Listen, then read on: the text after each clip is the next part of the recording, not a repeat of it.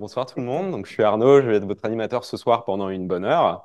Donc, je suis ravi de vous accueillir. Il y a pas mal de raisons pour lesquelles je suis ravi. Déjà, Mésétis qui a déménagé dans ses magnifiques bureaux pour nous accueillir, c'est vraiment top d'être là ce soir. Mais j'ai aussi la chance d'être avec deux anciens mano mano avec moi. Je suis un ancien Ça mano mano représente. moi-même. Ce soir, on accueillera Chloé Martineau, qui est l'ancienne CPO de mano mano. C'est elle qui m'a donné des conseils pour passer les entretiens à l'époque.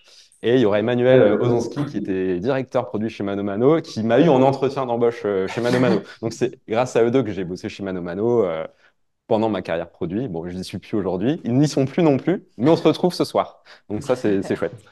Petite intro, comme d'habitude, pour ceux qui ne connaissent pas French Produit. On est la plus grosse association de produits qui rassemble la communauté en France. C'est principalement cette communauté, un Slack French Produit avec tous les membres. Il y a également un deuxième Slack réservé aux product leaders qui s'appelle French CPO. Pour s'inscrire au Slack, il y aura un petit QR code pour ceux qui ne sont pas encore sur le Slack. Et sinon, vous pouvez trouver le Slack sur Internet en googlant French Produit. Il y a le lien d'inscription avec le formulaire d'inscription le premier résultat de Google si on est bien référencé. On est également, en plus de ce Slack national, on est regroupé en fait par chapters régionaux parce qu'on est une communauté. Donc le but, c'est aussi de se retrouver localement pour échanger autour du produit. Ici, on est dans le chapter sud-ouest, en particulier Bordeaux, mais on a également nos copains à Toulouse, où il y a le même crew que nous. Et en plus du Slack et des chapters qui organisent des meet-ups et des événements autour du produit, il y a également des initiatives de la communauté. Il y a du mentoring, ça dépend des régions, hein. Il y a aussi ce qu'on appelle les crews, dont je vous parlerai juste après. Et enfin, il y a des ressources, on envoie des récaps, newsletters, une fois toutes les semaines sur ce qui se passe sur le Slack, etc. Donc le Slack, c'est quand même près de 3000 personnes en France qui sont dessus. Il y a un petit formulaire d'inscription, c'est réservé vraiment aux gens qui font du produit. On n'accepte pas le démarchage de boîtes SaaS et compagnie dessus. On n'accepte pas les gens qui sont là pour placer des prestats, etc. Mais c'est vraiment réservé aux gens qui travaillent sur le product management, le design, product engineering, research, etc. en France. Les chapters, il y en a plein. Nord, Paris, Rhône-Alpes, Sud-Est, Sud-Ouest, Nantes-Bretagne. Donc nous, Sud-Ouest, on est à Bordeaux, on est une équipe de 5 organisateurs aujourd'hui et une équipe de 6-7 organisateurs également à Toulouse qui fait des événements similaires à ce que vous avez ici ce soir. L'équipe, il y a Chloé qui est aussi speaker aujourd'hui, qui a fondé Mesetis et qui est co-CEO de Mesetis. Elle vous en dira plus sur Mesetis tout à l'heure, mais c'est dans les bureaux de Chloé, de son associé je pense que vous êtes triple associé, Julien? Ou c'est deux associés, je ne sais même pas. Donc c'est trois associés. Tu nous en diras un petit peu plus, Chloé, sur comment. Ok, trop bien. Ouais, c'est eux qui nous accueillent ce soir dans leur super bureau. Donc, dans l'organisation, il y a également moi qui suis chez Back Market aujourd'hui. Il y a Martin qui nous rejoint dans quelques minutes. Il était à Paris, son train a eu du retard, mais il fera apparition un moment dans la soirée. Vous l'avez déjà vu pour ceux qui viennent, il anime régulièrement. Et on a deux nouvelles personnes qui nous ont rejoints il y a peu de temps. Donc, il y a Patricia qui est ici. Coucou Patricia, qui nous aide depuis peut-être un mois maintenant et qui travaille chez BetClick et qui a pris la succession de Margot, qui a eu un petit bébé qui pouvait plus s'occuper des meet-up. Et pour finir, il y a Irène qui peut pas être avec nous ce soir et qui travaille chez Be2Moro, qui nous a rejoint très récemment également. L'écrou, c'est une nouvelle initiative qu'on avait lancée il y a quelques années, qu'on a redynamisée cette année. C'est par région. Si vous êtes intéressé pour bosser sur des thématiques en particulier, ça se fait même en dehors de ces événements que nous, on organise. On met en relation des gens qui ont envie de bosser sur des problématiques au sein de la région sud-ouest à Bordeaux. Et après, il y a un leader par crew qui anime des ateliers. Vous pouvez échanger une fois par mois en moyenne sur les sujets de votre choix. Donc, en fait, on a une spreadsheet, un formulaire, et on met les gens en relation. Nous, après, on vous laisse se débrouiller pour échanger entre vous et vous retrouver. Mais nous, on chapeaute ça au niveau national. Si ça vous intéresse, il y a le lien des crews sur notre groupe Meetup.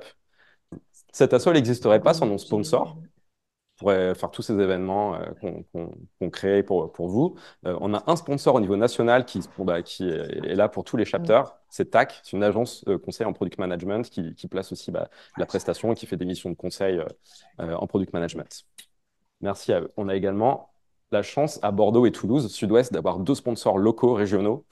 ILEC, qui est une boîte qui fait très, très orientée produit, qui fait des énergies vertes et qui est basée dans le Sud-Ouest, qui a des bureaux à Bordeaux et Toulouse. La CPO, c'est Claire Hidlot, qui est la personne qui, avec Chloé, a créé French Produit à Bordeaux il y a 5 ans de ça. Elle sponsorise French Produit cette année. On a eu un événement chez eux en fin d'année dernière. On en refera un cette année encore. Et tout récent, tout nouveau sponsor qu'on a, 5 degrés, c'est une agence de conseil en product management qui est partout en France, mais qui sont pas mal implantés à Bordeaux et Toulouse, et qui nous sponsorise depuis, c'est le deuxième événement, donc c'est depuis le début de l'année là qui nous sponsorise 5 degrés. Donc merci à tous ces deux sponsors régionaux également. Et c'est tout pour la petite intro. Je vais me taire et laisser place à nos hôtes de ce soir, mes étis qui nous accueillent.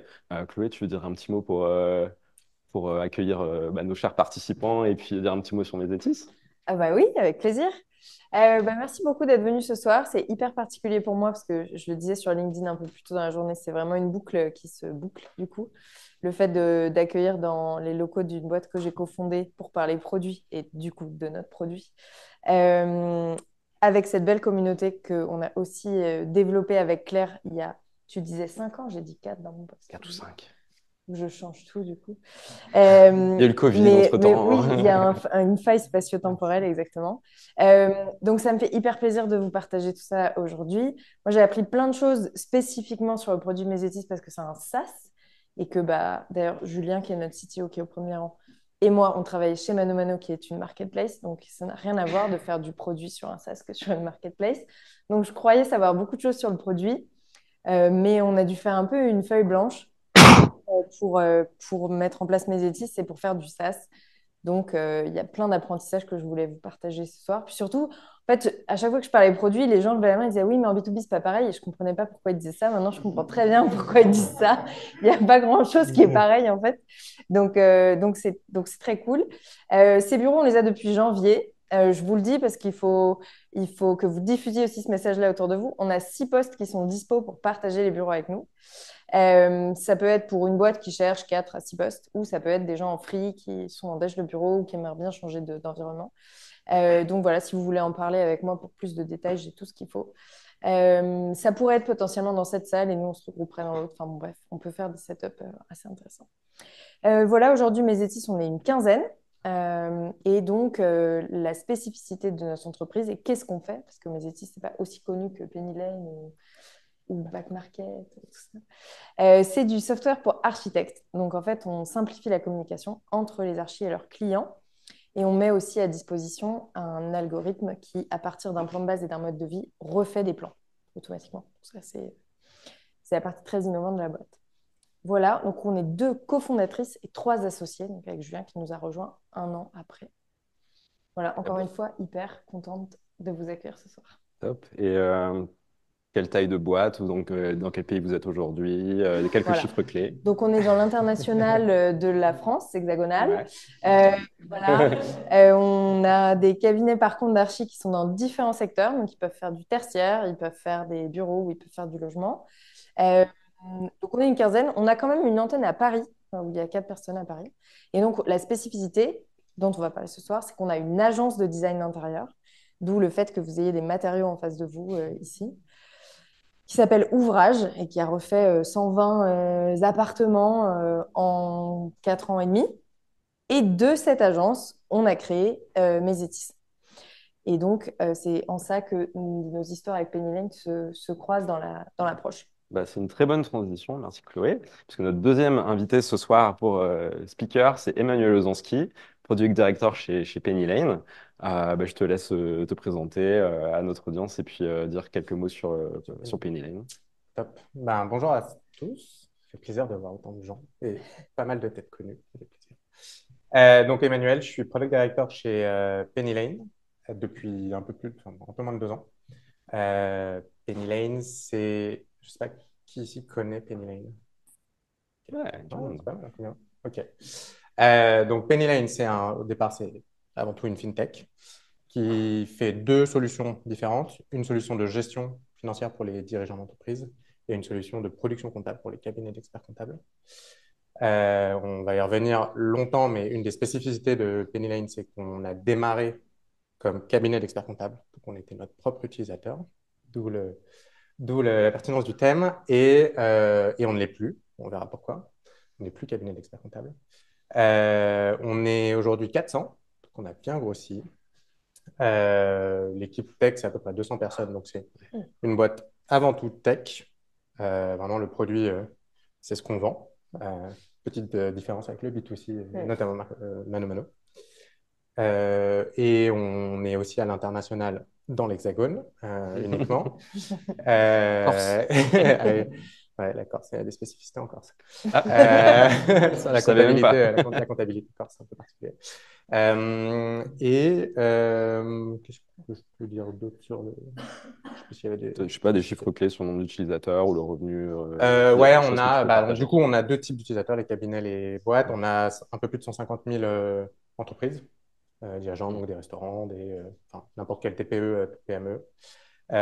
Et on a 2500 cabinets d'expertise comptable qui utilisent Penny Lane pour faire Ouais. tenir la compta. Donc, ouais, deux personas. Peut-être qu'on peut zoomer un peu là-dessus, que tu peux nous en dire un peu plus sur le modèle économique de la boîte, Ouais. quels sont les personas, justement, les détails un peu plus, la proposition de valeur pour ces personas, quels sont les problèmes utilisateurs qu'ils rencontrent, et comment vous monétisez tout Ouais.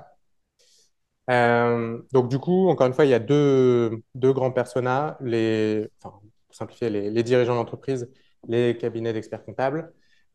Pour les dirigeants d'entreprise, on répond à plusieurs besoins, la gestion des achats, la gestion de la trésor, la gestion d'un compte pro, un peu à la compto, la gestion des notes de frais, etc. Donc, on couvre vraiment les besoins des dirigeants d'entreprise.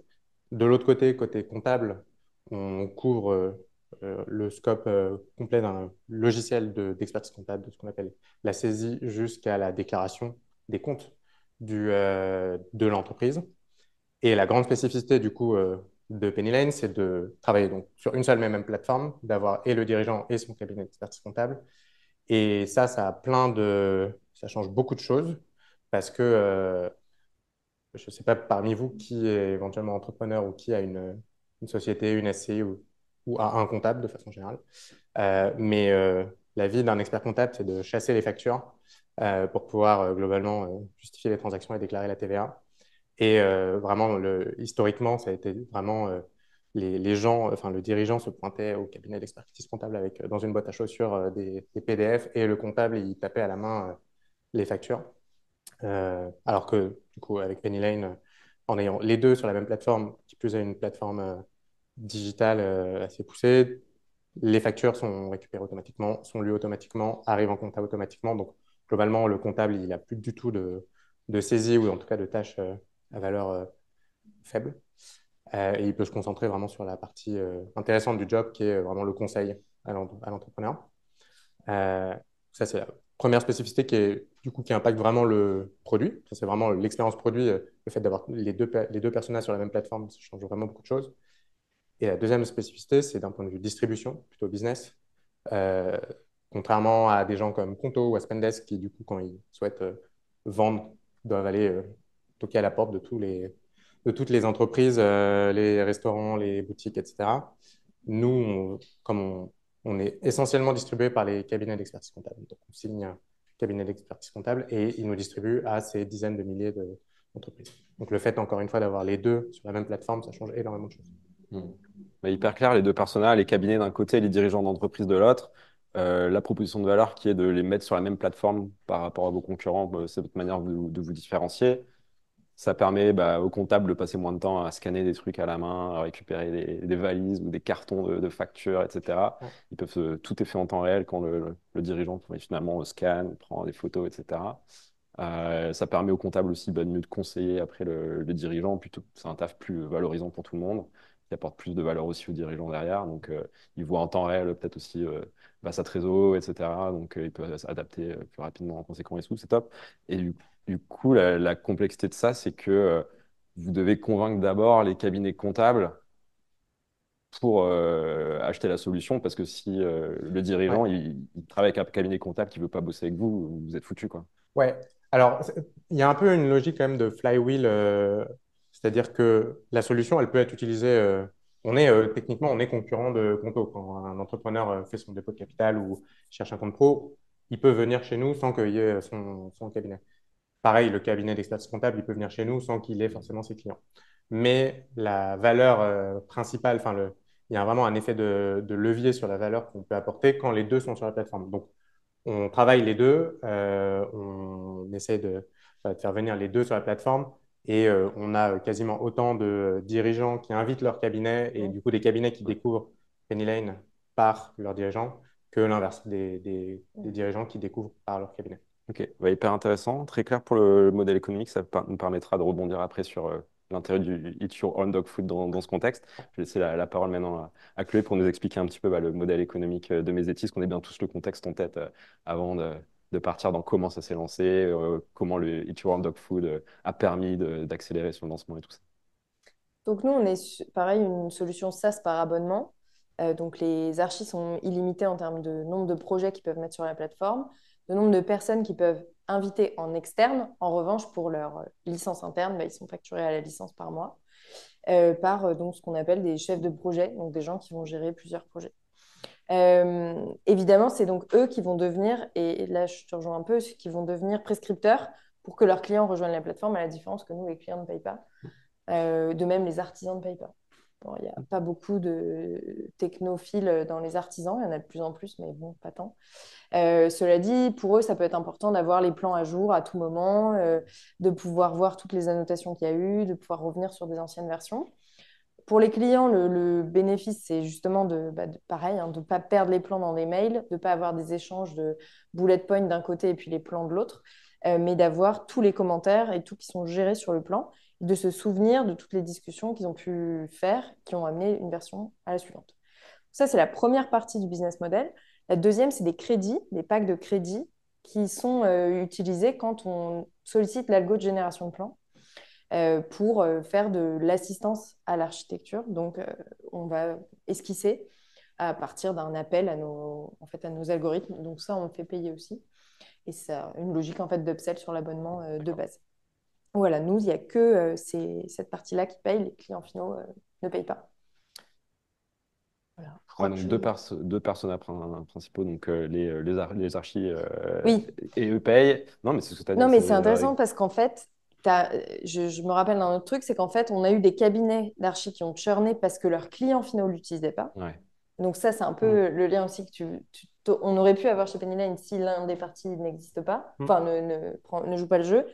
Vous apportez de la valeur suffisamment à chacun Paye en plus. pour qu'il paye en plus. Donc c'est vraiment une valeur maximale. Nous, on n'a pas encore développé, et franchement, c'est pas vraiment dans notre roadmap de développer des choses que pour le client final pour qu'il puisse payer, même s'il a une volonté d'historisation, de garder un historique clair de tout son chantier, de voir comment il avance.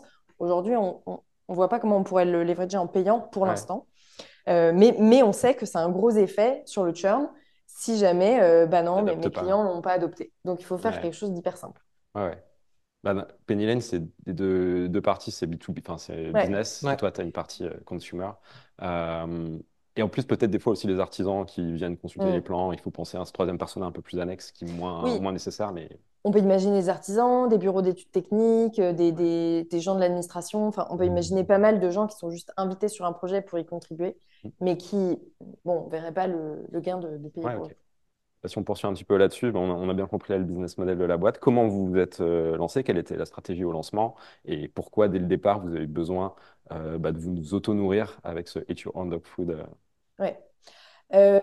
Alors, l'idée vraiment de base, quand on est Maïssa et moi sur un papier, c'est de se dire, on va faire un algorithme qui refait des plans tout seul. On se parle de ça il y a 5 ans et demi. Et donc, il y a 5 ans et demi, on a ça en tête, mais tout ce qu'on connaît de IA générative et compagnie n'existe pas. Donc, moi, je suis un peu réticente parce que, ayant plutôt l'œil tech de nous deux, je me dis que ça va mettre du temps quand même à exister, ça.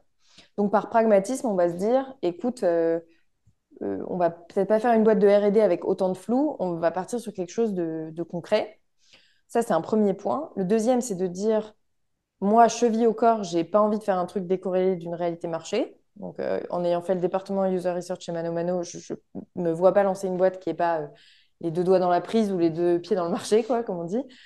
Et en plus, avec Maïssa, à cette époque, on ne se connaît pas. Enfin, on n'est pas amis à la base. On s'est rencontrés à une soirée de notre seul pote en commun. Et donc, même si on a passé 1 an à se connaître et à développer notre association, bah, on se dit que c'est un bon... comment? Maïssa et moi, à l'époque, on n'a pas encore entrepris des choses ensemble, on n'a pas travaillé ensemble non plus. Et donc, on se dit qu'un bon baptême du feu, ça va être de faire des chantiers ensemble, pour de vrai, et d'en faire pas mal. Donc ça consolide notre association. Ensuite, on commence à avoir plein de plans, donc à établir la liste des règles qui font qu'un plan est un bon plan, et à se dire, en fait, on va réaliser le premier rapport de valeur qu'on va ensuite mettre dans le soft, qui est que c'est une galère de communiquer avec plusieurs clients sur plusieurs chantiers en même temps. Et donc là, on va plutôt chercher des outils qui existeraient déjà. On va trouver des choses généralistes. Donc, qu'est-ce qu'on peut faire? On peut imaginer un Drive, on peut imaginer Notion, on peut imaginer des choses, mais il n'y a pas dans un seul tool la possibilité d'annoter directement, placer des épingles en fait, directement sur un plan, en même temps historiser le projet et en même temps le suivre. Donc, il y a un Figma qui fait bien des annotations, mais il n'y a aucune forme de gestion de projet. Il y a des Notion qui peuvent faire de la gestion de projet, ils ne font pas les annotes, etc. Donc, on commence à se dire, bon, ben là, il y aurait peut-être un premier rapport de valeur, de concaténer tout ça avant de faire notre fameux algo de plan, quoi. Ouais, donc l'idée initiale de la boîte qui était de faire de la génération de plans automatisés, Ouais. finalement, en faisant la boîte d'archi, Ouais. vous vous êtes rendu compte qu'il y avait un premier produit que vous pourriez même faire avant d'avoir. Exactement. En fait, on rencontre Julien à ce moment-là. Ouais. Julien, il nous dit, moi, je pense que c'est pas si dur de faire une visionneuse de plans et de les convertir, de convertir des images en JSON, ça n'a pas l'air dur. Bon, à ce jour, quand même, il n'y a personne qui le fait de façon industrielle. Mais bon, il y a des possibilités de le faire et de plus en plus. Mais ça n'a pas l'air si dur. Julien, il me dit aussi, si j'ai pas été dev, j'aurais été archi. Donc, je suis chaude de vous rejoindre. Et par contre, bah ouais, moi, je suis dev back plutôt. Mais donc, votre algo, je ne sais pas comment le faire. Mais par contre, je peux coder une interface si ça vous dit. Et donc, entre le moment où nous, on réalise qu'il y a en fait un manque vraiment sur le marché de ça, plus les compétences qu'on a en interne. On a aussi 2-3 business angels qui nous disent en fait, ce serait pas mal de déjà coder un truc pour déjà le vendre et puis vous verrez bien. Et c'est vrai que quand bien même cette envie initiale, elle est vraiment de faire un algo de plan, on a tu vois, sur la route des éléments qui deviennent assez prioritaires par rapport à cette vision-là. Et donc, on va lancer un chercheur en R&D, en maths, pour venir traduire en équation toutes les règles qu'on a élaborées grâce à l'agence. Et en parallèle, on va monter vraiment tout ce soft pour communiquer entre les clients et les archis. Ok. Ouais, donc au début, pas mal de raisons finalement pour lesquelles avoir lancé l'agence en parallèle. Très pragmatique, jamais bosser ensemble et besoin de mettre les mains dans le cambouis sur des problèmes concrets. Est-ce que les archis rencontrent vraiment dans le quotidien? Et du coup, vous vient l'idée d'une autre boîte. Ouais. Enfin, pas d'une autre boîte, mais Non, mais t'as d'une raison de première dire ça. version du produit, quoi. On se le dit souvent. D'un autre produit que ce que vous avez pensé initialement.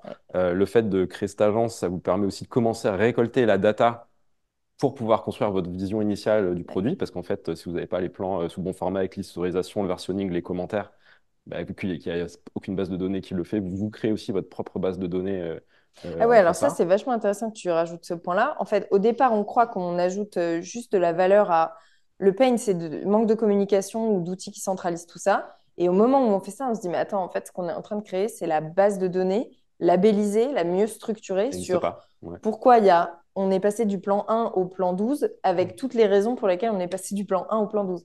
Donc, toutes les tentatives qu'il y avait d'IA et d'apprentissage sur des plans, c'était en fait des plans de promoteurs scrappés sans savoir si c'était un bon plan, un mauvais plan, ni pourquoi, ni qui. Et nous, ce qu'on a maintenant, c'est une base de données qui est structurée avec toutes les raisons et les compréhensions des plans. Et donc, elle se construit au fur et à mesure. On se dit, mais ce qu'on est en train de bâtir, en fait, ça nourrit directement la vision de départ. Et plus il y a d'archives, plus il y a de plans. Aujourd'hui, il y a à peu près 35 000 documents qui sont sur Mesetis. Et depuis février, ce qu'on regardait, il y en a à peu près une centaine par jour qui arrivent. Donc, en fait, ça prend des effets d'échelle qui nourrissent d'autant plus. Et qui vous font une barrière à l'entrée de dingue aussi si vous avez des ça. concurrents. Ouais. Top. Merci Chloé. Emmanuel, comment ça s'est passé le lancement de Penny Lane? Si on peut faire des parallèles et au contraire, si tu veux aussi des divergences par rapport à... Ouais. Alors, il se trouve que je n'étais pas là au lancement de Penny Lane, la boîte a 4 ans. Elle a été créée en 2020. Elle a été créée par 7 cofondateurs. C'est une des Énorme. Enfin, c'est pas le sujet du jour, mais je pense qu'on pourrait faire un talk là-dessus.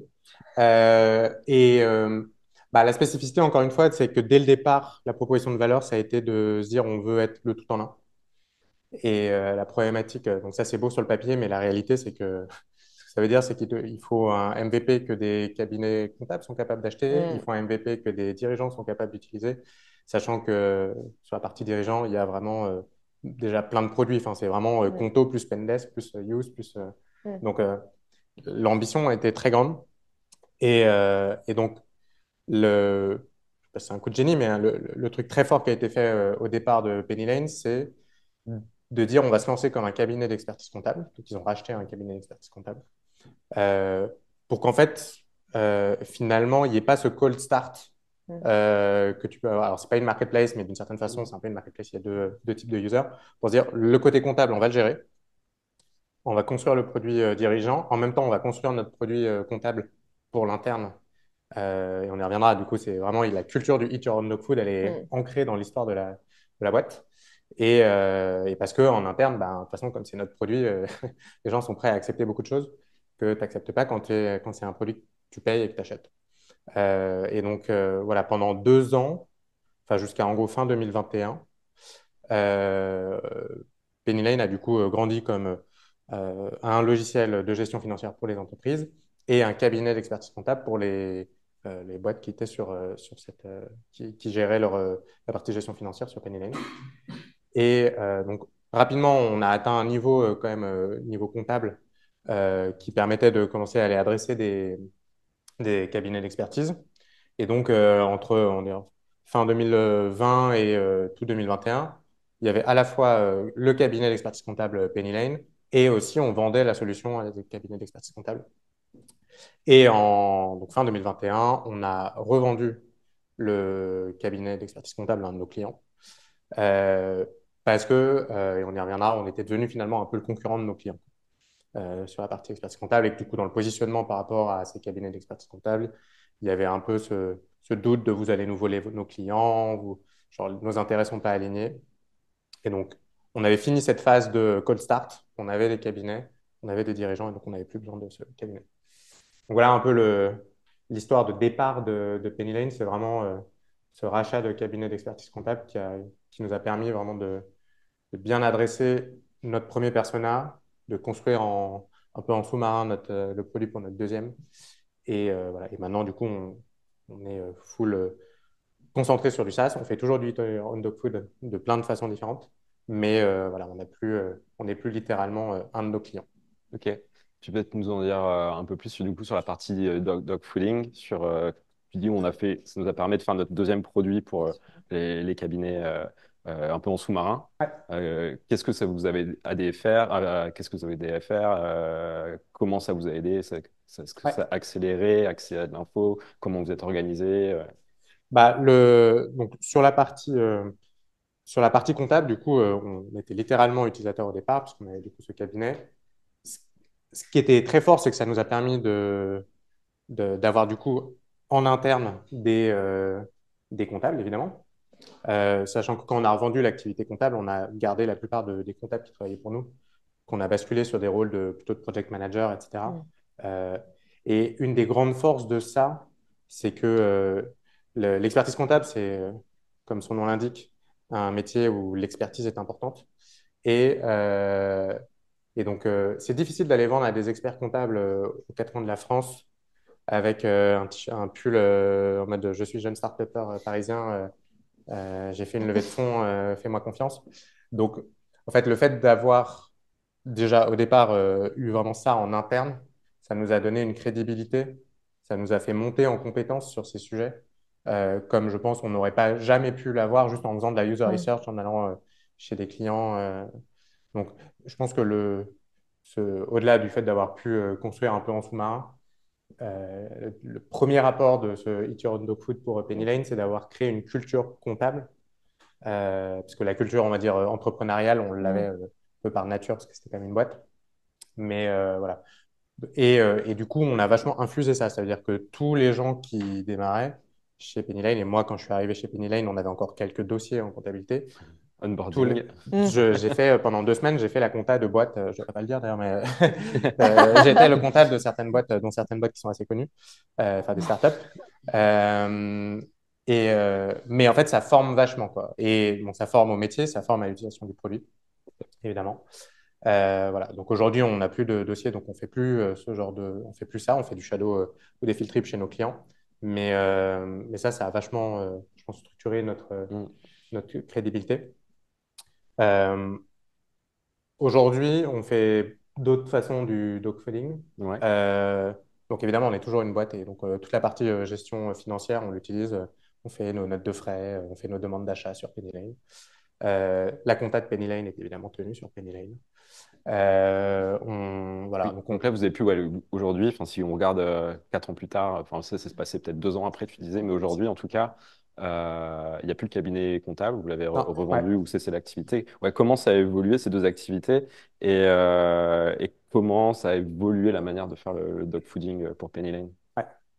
Bah, donc, du coup, le gros moment un peu pivot, c'est en fin 2021 quand on revend le cabinet parce qu'on sent qu'en fait, dans nos relations avec les cabinets, ça devient un point. C'est même pas un problème légal, en fait, c'était Non, plutôt non, non, non, c'est pas un réputationnel. problème. Ouais. Alors, quoique, on prend un peu des coups de Mm. pression de l'ordre de l'expertise comptable, mais plus, pas tellement légal, mais plus parce que c'est un modèle un peu différent. Ça leur plaisait pas d'avoir un éditeur qui était aussi expert comptable.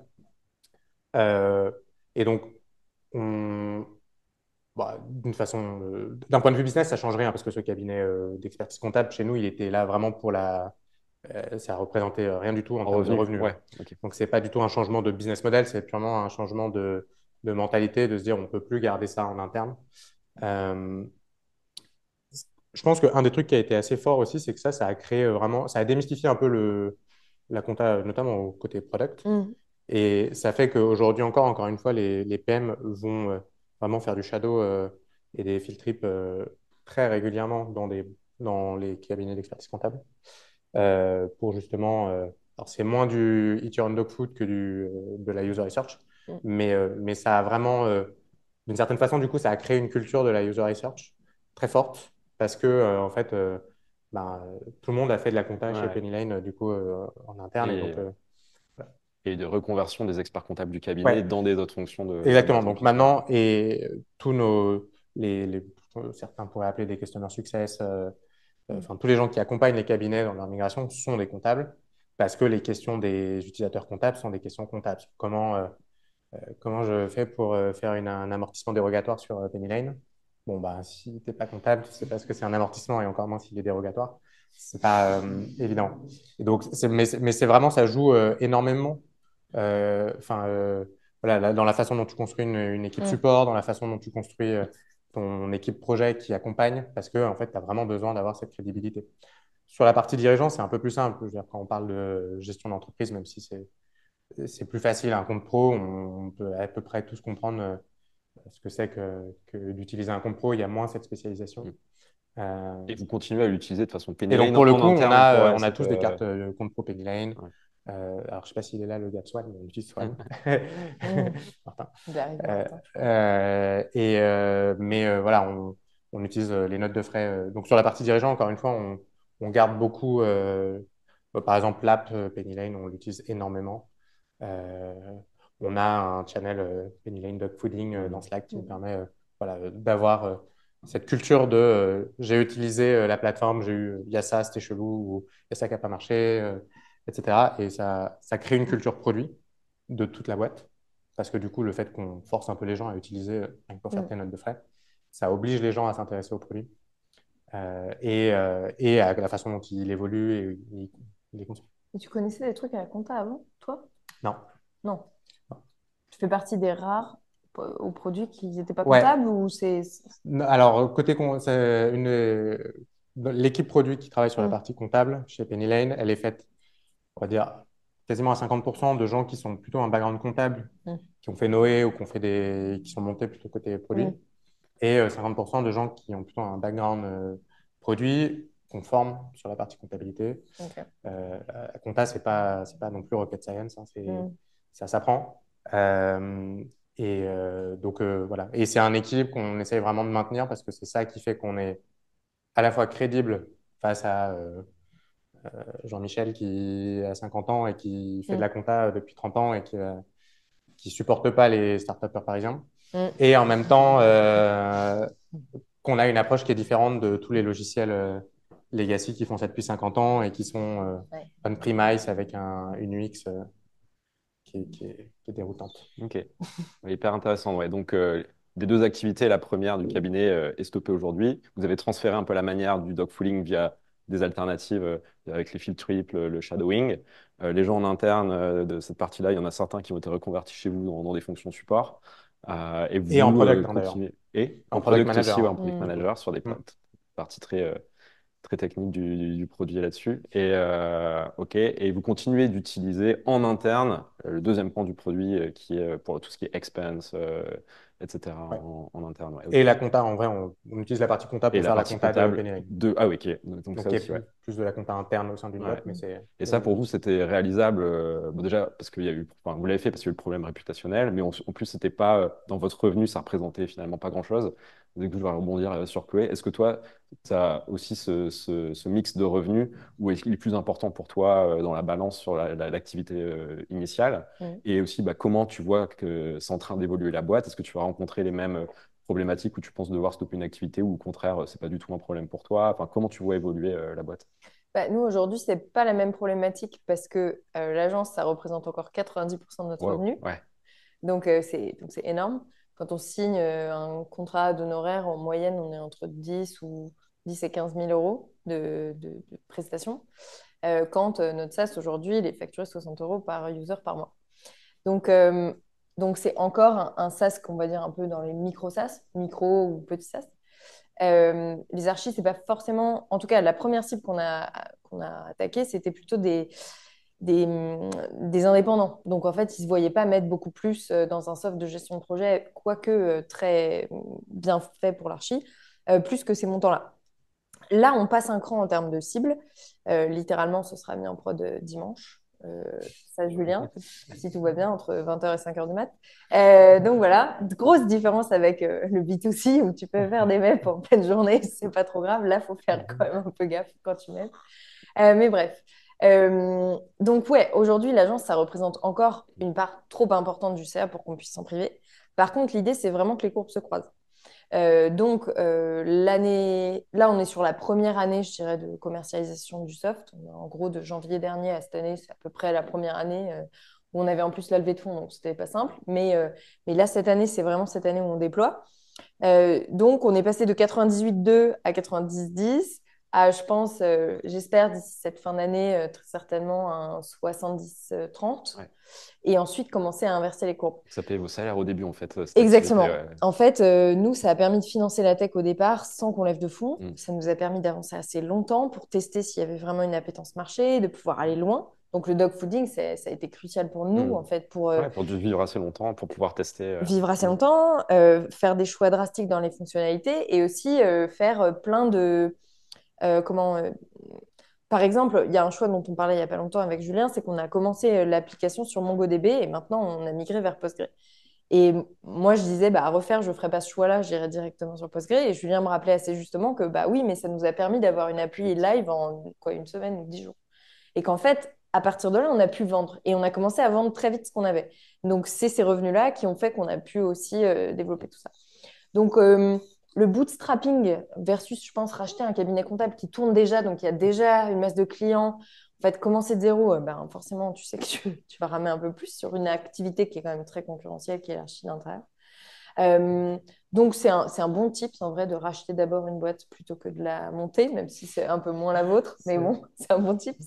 Et après, l'idée, ça va être de se dire, et ce que j'aime beaucoup dans ce que tu dis, c'est à quel point est-ce que la connaissance sectorielle, elle est clé par rapport aux connaissances du métier que tu vas faire.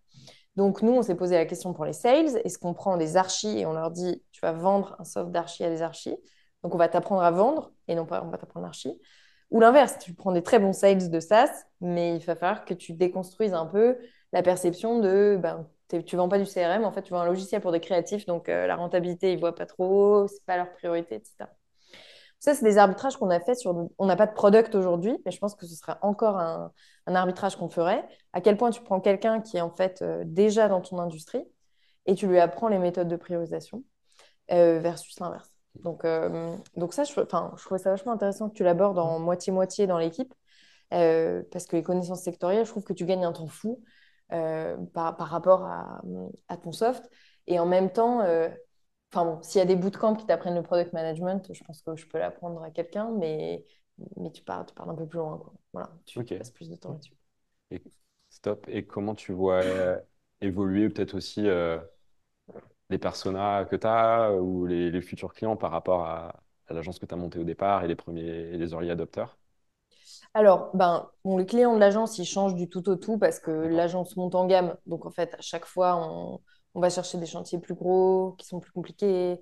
Là, on a maintenant obtenu les assurances pour pouvoir faire de la construction, enfin, de l'extension de la construction. Donc, on n'a pas fait l'agence à moitié, ça c'est clair. On a une croissance d'agence qui est... En fait, c'est simple. Aujourd'hui, on a plus de gens dans l'agence et de chantiers que 80% des agences d'archi en France. Et en fait, ça s'explique très simplement, c'est que c'est un marché ultra fragmenté où la plupart des gens sont à seuls ou deux, trois associés. Euh, mais, euh, mais ils n'ont pas d'ambition de faire grossir cette partie-là. Et surtout, quand c'est une boîte qui est pas scalable, bah, tu ne peux pas la faire grossir par le volume, mais tu la fais grossir par la valeur. Donc, tu cherches à chaque fois à cranter vers le haut en termes de taille de chantier, d'expertise que tu peux faire. Donc ça, oui, nos clients, ils changent à fond. D'ailleurs, nos premiers clients de l'agence, c'était aussi mon réseau. J'étais pile au super moment où tout le monde achetait des appartes. C'était au moment de ma vie où j'avais quoi, 30, ouais, 28, 30 ans, plus un gros réseau dans la tech. Donc tous les... Bon taux immobilier. Voilà, il y a des gens plutôt dans ce milieu-là, donc c'est pas mal. Et c'est des gens aussi très pragmatiques, donc qui voient tout de suite que la communication, c'est compliqué, que pourquoi ils n'ont pas de tools pour suivre ça. Voilà, il y a un peu ce biais où du coup, ça te challenge toujours pour faire un produit qui soit mieux. Et les clients, pour le coup, de Mesetis, ah bah oui, là, au départ, on était vraiment sur de l'indépendant. Je me souviens qu'on les vendait 3 fois moins cher, nos softs au départ, c'était 20 balles par mois. Puis à un moment, on s'est dit, bah non, il faut que ce soit 60, et peut-être demain, ce sera Hmm. 120, mais en fait, il faut qu'on fasse des grosses cuts vers le haut parce qu'on ajoute de la valeur et en fait, on ne peut plus rester avec des comptes. Ils nous ont fait confiance au début, donc leur tarif ne bouge pas, mais pour la suite, voilà. Et là, vraiment, bah, la semaine prochaine, on a des comptes qu'on bascule en compte agence parce que bah, notoriété faisant et puis effet de réseau aussi, tu as des comptes beaucoup plus gros, d'agences plus structurées qui viennent te voir. Et Comment ça différait de ton agence à toi, ouvrage, du coup? Ouais. exactement. Et du coup, à la fois, ils sont contents de voir que tu as déjà des réflexes d'une agence plus grosse parce que bah, tu gères deux pôles, un Paris et un Bordeaux, qui a plusieurs chantiers. Mais nous, on ne fait pas de tertiaire, par exemple. On en a fait vaguement, et on n'a pas jamais fait de bureau. Bon, bah, là, quand tu parles avec ces gens-là, il y a des nouveaux acronymes, il y a une nouvelle façon de bosser, il y a des nouvelles attentes, puisque c'est entre pros. Donc ça s'approcherait peut-être plus de vous. Euh, mais par exemple, tu vois, sur des... Il y a plein d'acronymes en archi enfin, si tu sais pas ce que ça veut dire, c'est comme ce que tu dis, quoi. Tu peux pas l'inventer. Donc, par exemple, tu as l'APS, l'avant-projet sommaire, et l'APD, l'avant-projet définitif ou détaillé. Bah, enfin, une des blagues, c'est que sur les premiers call sales, j'entends, bah, ça dépend là, si vous êtes dans les phases d'APT. Et là, je dis, mais c'est pas T, mec. Enfin, je veux dire, tu peux pas le fake. Et donc, du coup, je dis, bah, l'AP quoi? Et là, tu te dis, merde, je me suis juste trompée de lunette, ça foire le truc. Donc voilà, donc exactement ce que tu dis sur les conditions des comptables. L'archi, c'est pas que c'est pas rocket science, mais c'est que si tu fais une bourde, elle est quand même potentiellement très grave. Ouais. Donc on a, Ça revient cher. Ouais. on s'est dit, on peut pas, enfin nous, on peut pas avoir la responsabilité dans les plans même qu'on va générer de garantir qu'il est faisable complètement in situ. Donc le plan de départ est apporté par la personne. Du coup, si son plan n'est pas à l'échelle ou si son plan est faux, bon, bah, on peut pas y faire grand-chose. On va juste travailler dans l'espace qu'il nous donne. Mais c'est un vrai point de dire à quel point tu te couvres. Je sais pas, quand tu as des bugs, enfin, l'ampleur des bugs que tu vas créer si tu es apprenant en compta. Enfin, bon, c'est intéressant. Ouais. Tu as C'est peut-être marrant. des Non, non, non, anecdotes mais sur ça. ça me fait marrer parce que un des... on est une boîte qui est très produit, on fait beaucoup de user research et un des trucs qu'on encourage en user research, c'est un peu by the book, poser des questions naïves, poser des Mm. questions ouvertes, etc. Et il nous est arrivé de faire des user research avec des cabinets qui n'étaient pas bien prévenus qu'on allait faire de la user research et que du coup, voilà, c'était volontairement, on allait poser des questions un peu ouvertes à qui on posait en première question, genre, du coup, est-ce que tu peux m'expliquer ce que tu fais comment tu fais je sais pas moi, comment tu gères une immobilisation? Et d'avoir eu des feedbacks à l'issue en mode Alors, ils n'ont pas compris parce que vous avez posé des questions, vous avez l'air de rien comprendre à la compta et tout, ça les a vachement inquiétés. Et on s'est dit, OK, faut qu'on adapte un peu la façon dont on fait la user research parce que Ouais. la perception du client, notamment dans ce truc où il y a beaucoup d'expertise et où euh, c'est très technique, tu as besoin de les rassurer pour. Et je trouve que tu es toujours dans un croisement entre je suis en train de te vendre un truc, slash je dois comprendre tes problèmes, slash je vais avoir ma posture product. Et du coup, Ouais. je trouve que c'est beaucoup plus dur en B2B, tu vois, la partie vraiment naïve et de la user research versus en B2C où franchement, enfin, les gens qu'on appelait chez Mano Mano, un coup sur deux, ils se souvenaient plus qu'ils avaient acheté chez nous parce qu'ils avaient acheté sur plein d'autres sites entre-temps. Enfin, bon, on pouvait pas trop leur en vouloir et du coup, tu pouvais poser toutes les questions que tu voulais assez simplement, Ouais. quoi. Et Emmanuel, tu as aussi vu, comme Chloé, un petit peu un changement des personas initiaux? Ouais, alors ce qu'on a vu, notamment côté comptable, c'est vraiment ce changement entre le, les early adopters et la early majority, quoi. Vraiment des gens qui venaient chez nous, enfin des cabinets jeunes, qui étaient relativement digitaux, qui avaient une vraie vision de le métier, il change, j'ai besoin de changer la façon dont je fais mon travail, j'ai besoin de me concentrer sur certaines missions. Mon client, c'est enfin une attention à vraiment l'expérience client et du coup, ce tout en un était un truc qui valorisait vachement et du coup était prêt en fait à vachement sacrifier des trucs au quotidien sur des trucs un peu techniques de compta et un peu des gens qui font aussi un peu moins la compta by the book, un peu presque du zèle comptable, quoi.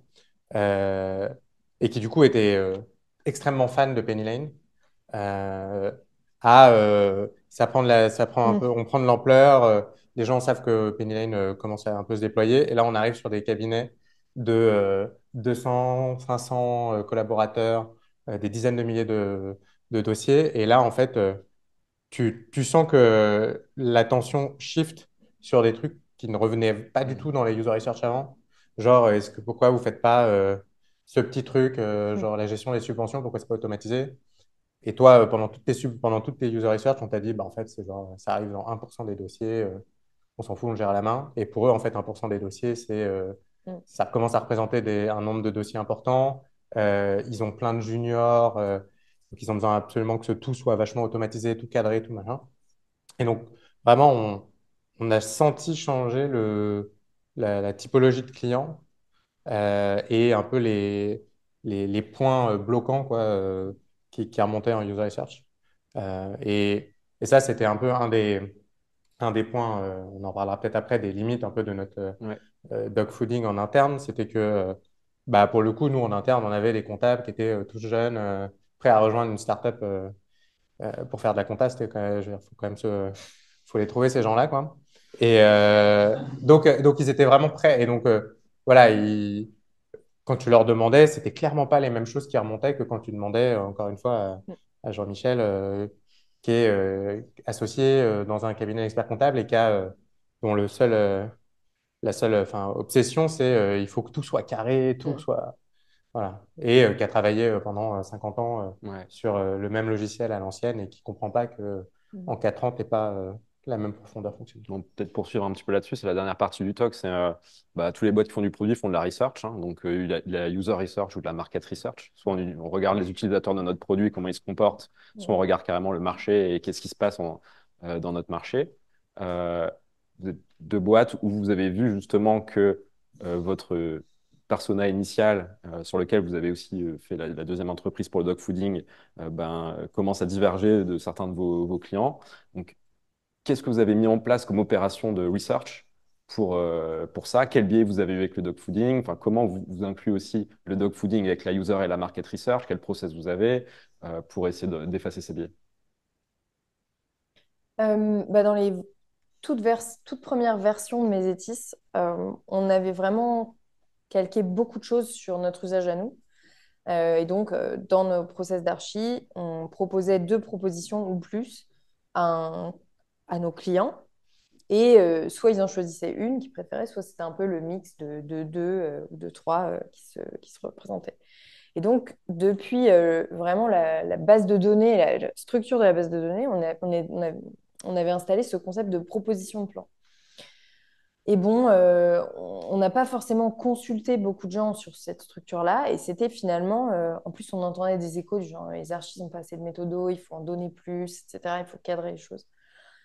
Euh, donc, on sort cette version. Et puis, au fur et à mesure des bêta-tests, ils nous disent, non, mais moi, je ne fais pas du tout comme ça. Je fais une proposition de plan, puis les clients, c'est celle-là qu'on va modifier, quoi. Mais ils me font confiance sur ce que je dessine ça. Ou alors d'autres gens qui disent, oui, c'est pas aussi net. En tout cas, je me trouve un peu gênée par le concept de proposition. Moi, j'organise mes dossiers autrement. Enfin, ce genre de truc où on se disait, bon, on est peut-être parti dans quelque chose de très rigide. Euh, et surtout, on s'est dit, en fait, il faut qu'on soit plus ouvert à des façons de fonctionner qui, enfin, tous vont pas fonctionner comme ça, ils vont pas changer leur méthode pour ça. Et ça, c'était un gros biais parce qu'on l'avait quand même mis dans la structure de base de données de départ. Donc, quand on a refondu ce système-là, on est parti avec un truc beaucoup plus ouvert, plus comme les espaces de travail de Figma, en disant tu peux les organiser comme tu veux. On n'a pas encore de sous-dossier, mais tu te retrouves avec un espace de travail dans lequel tu peux mettre des documents à différents endroits. Et ça a vraiment remporté le marché, mais on a perdu plus de temps à croire que voilà, on avait cette façon de le voir. Un autre biais, mais assez drôle. Donc, Julien et moi, vous pouvez vous dire que tous les deux, comme il était dev et product aussi chez Mano Mano, la mentalité product, on l'a bien. La mentalité business, on l'a un peu moins que certains founders qui viennent du business. Et Maïssa, donc, notre associée, c'est la partie métier. Donc, Maïssa, elle imagine toute la journée Enfin, elle imagine. Dans sa tête, je pense qu'elle a une vision très claire de ce qu'il faudrait que mes étis soient. Et donc, elle arrive avec toujours des solutions de ce qu'on devrait faire. Et nous, on traite ces retours comme un métier, donc plutôt en lui demandant les problèmes qu'elle a et pas les solutions qu'elle veut dessiner.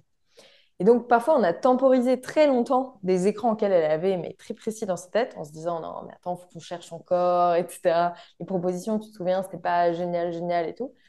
Et, euh, et je sais pas, elle nous parlait de cette page qu'elle voulait, qui était la vue de tous les plannings de chantier, les uns en dessous des autres, sur une ligne. En fait, une ligne, c'est ton planning, avec le trait du jour, et tu vois comment tu avances. Je dis, mais ça, tu peux le faire sur Excel, tu peux le faire d'une façon. Pourquoi est-ce qu'on va développer ce truc?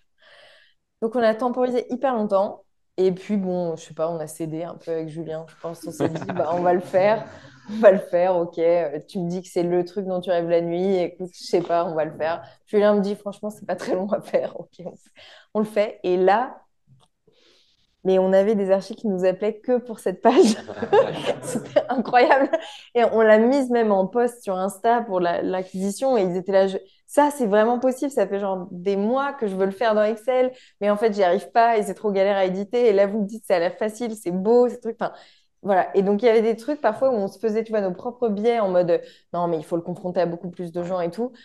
Alors que franchement, à ce moment-là, on aurait pu essayer de le poker un peu plus vite et perdre moins de temps. Donc ça, c'est cette histoire de multiplanning, voilà, c'est un truc comme ça. C'est hyper marrant. Ouais. Et comment tu essaies de aussi mettre en place des synergies entre les deux boîtes, soit via des objectifs ou même Ouais. les bureaux physiques, des choses comme ça. Enfin, qu'est-ce que tu essaies de mettre en place pour que ça prenne cette sauce? Alors, on a des OKR qui sont communs. Donc D'accord. déjà, mes étis et ouvrages, c'est la même structure juridique, ça c'est important de le dire. Donc en fait, il y a un seul compte en banque, un seul, enfin, tout ça. À un moment, on avait imaginé les séparer, mais je pense qu'on le fera si un jour on revend la partie agence, mais c'est pas du tout pour tout de suite ou pas prévu. Euh, L'écueil qu'on a fait encore à ce jour, c'est que la façon dont on est organisé, ici, il y a les archis, au fond, il y a la tech et à côté, il y a les sales. Et en fait, la proximité géographique, déjà, c'est la première fois qu'on a deux open space, avant on était sur une table, ça a déjà créé de la distance entre les archis et la tech. Et par contre, les sales et la tech, le fait ils se retournent et ils sont côte à côte, ça, on n'a encore pas trop de problème. Donc là, on se disait, bah, il faudrait qu'on fasse des jours où on fait un peu les chaises tournantes et voilà, le vendredi, je sais pas, on mélange les chaises. Il y a des questions de bruit, évidemment. Les devs, les sales, les archis sont quand même souvent au téléphone aussi. Enfin, bon, bref. Donc ça, parfois, ils n'ont pas, juste pas envie d'être à côté. Mais on sait les bénéfices que ça a. Ou alors, c'est ponctuel et ils viennent côte à côte. Plutôt les architectes qui se déplacent parce que les postes des devs sont un peu plus gros qu'un ordi portable à bouger. Mais ça, tu vois, premier écueil qu'on change là, de se dire, mais attention, premier trimestre, moi, je trouve qu'il n'y a pas eu assez d'interaction entre le métier et la tech. Premier truc. Deuxième truc, donc les OKR sont communs. Donc, on commençait à entendre des trucs un peu dissonants dans la boîte, genre ça c'est Mésétis, ça c'est ouvrage, etc. Donc, on a remis un peu tout le monde ensemble en mode non, en fait, il y a 4 objectifs dans la boîte qui vont pas changer dans les 18 mois à venir et ils sont à lire dans les deux côtés. La montée en gamme, par exemple, c'est associé à l'agence plus fréquemment. Mais en fait, la montée en gamme d'un soft, c'est juste nécessaire pour booster ton MRR, comment tu peux upsell des features, etc. Et donc, rappeler à chaque fois un peu faire ça, c'est hyper important. Et après, d'autres synergies dans les boîtes. Ah oui, si, on a fait un atelier assez drôle.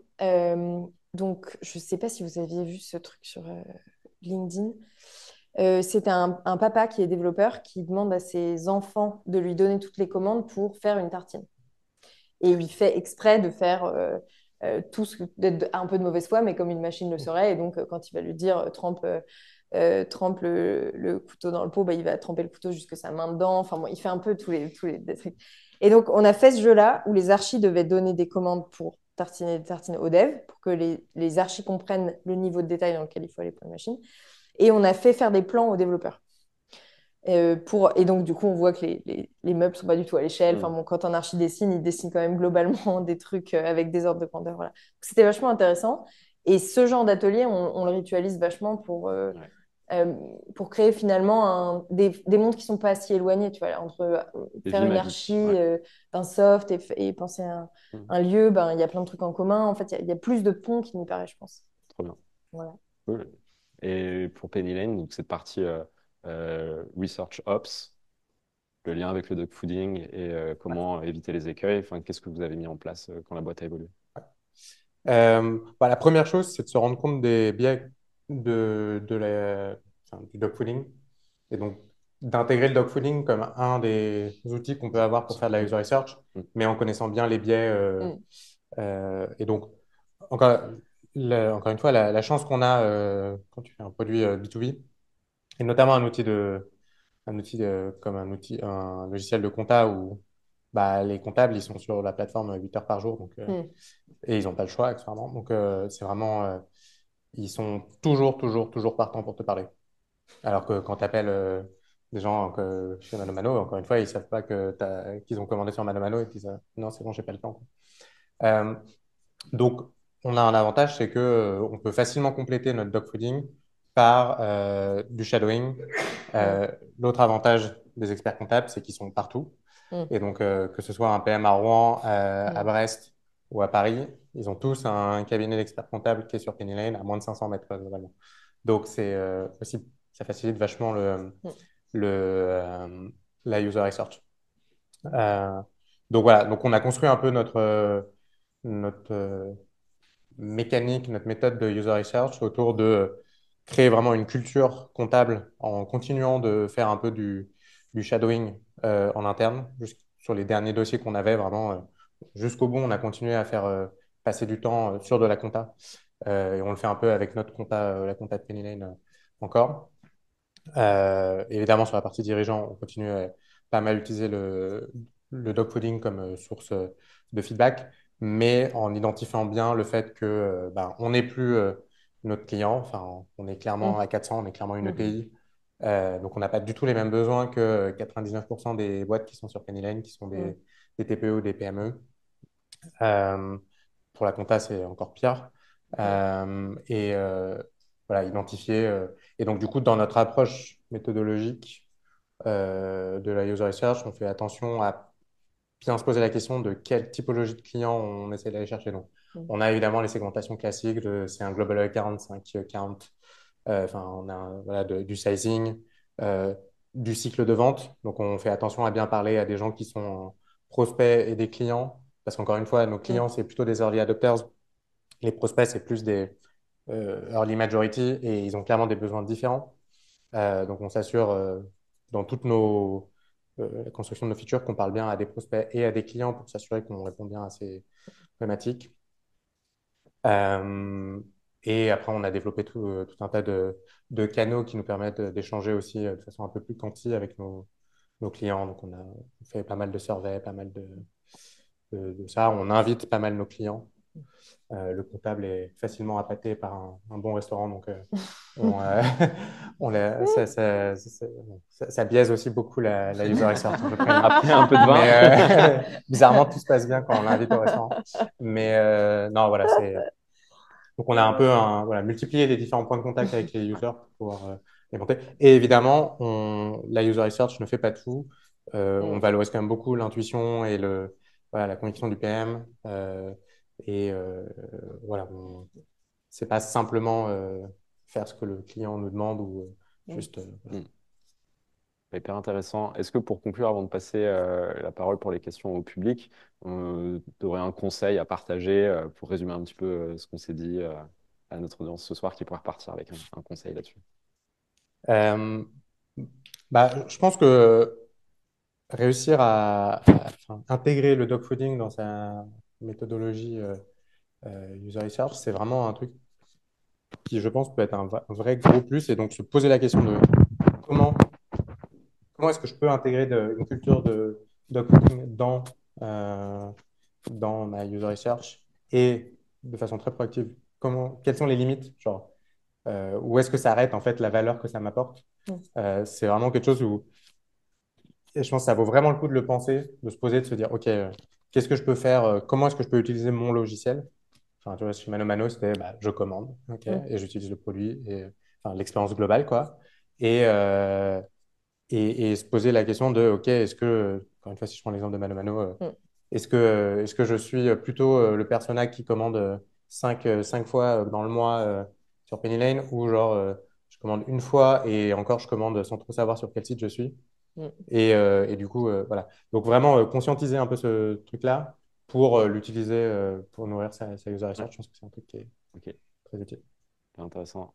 Et toi, Chloé? Euh, Moi, je dirais il y a...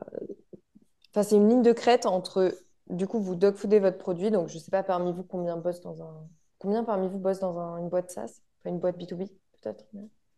OK. Et parmi ceux-là, combien utilisent en interne le soft sur lequel vous bossez? Que ce soit, par exemple, OK. Pas by design, je veux dire, vous êtes un logiciel de compta, vous utilisez votre logiciel pour faire de la compta. Nous, on est une agence d'archi aussi, donc on utilise notre soft pour communiquer. Enfin, il y a parfois des choses très, très liées. Euh, donc, ce que je veux dire, c'est toujours une ligne de crête entre votre usage en interne, qui est un usage hyper expert et hyper cheerleader du produit, parce que bah, vous le développez. Donc, en gros, vous l'aimez un peu plus que les gens qui ne le développent pas. Et je me souviens que nous, il y a une phrase, enfin, moi, il y a une phrase que je traque toujours, c'est quand je repose la question souvent aux archis, je dis si c'était pas nous qui développions ce soft, est-ce que vous l'achèteriez aux équipes en interne, en fait? Et je pense qu'au début d'une boîte, quand tu dog food, bah, la réponse, c'est clairement non. Clairement, je ne l'achèterai pas encore. Mais ça va changer. Et donc, il faut garder ça en tête et de se dire, OK, s'il y avait, souvent on a cette réflexion-là, s'il y avait un truc à mettre en prod demain pour que tu puisses te dire que si tu montes demain, toi, ton cap d'archi, tu vas le prendre, c'est quoi? Ça force un peu la priorisation radicale, quoi. Euh, et bon, ça, je m'en souviens parce que aussi chez ManoMano, j'avais fait donc les fameuses expériences de Customer Shoes où je disais, bah, si là, tu devais vivre cette expérience pour de vrai, et non pas en étant employé chez ManoMano autour d'une table avec trois personnes pour essayer de trouver tout ce qu'il faut pour faire ta salle de bain, est-ce que tu ferais cette expérience? Et en fait, quand tes propres salariés sont détracteurs du truc, c'est intéressant de pousser le cran plus loin, parce que je trouve que cet avis-là, il n'est pas suffisant, parce que ça se trouve, ils sont pas bricoleurs, et de toute façon, ils n'aiment pas bricoler, on ne sait pas pourquoi ils sont là, ou ça se trouve, ils sont pas archi et tout, mais c'est plus de dire, bah ok, mais du coup, qu'est-ce que tu changerais s'il y avait un truc à changer, ce serait quoi? Et là, la priorisation est hyper différente. Et donc, c'est un truc que je fais souvent, et je pense que c'est une question assez facile à garder, de se dire, bon, bah ok, un, si tu ne travaillais pas ici, est-ce que tu achèterais notre soft? Et deux, bah, si c'était le cas, qu'est-ce qui te ferait changer d'avis ou pourquoi tu... La baguette magique. Voilà. Ouais, la baguette magique, un peu moins ésotérique, quoi. Voilà, un peu plus pragmatique. Top.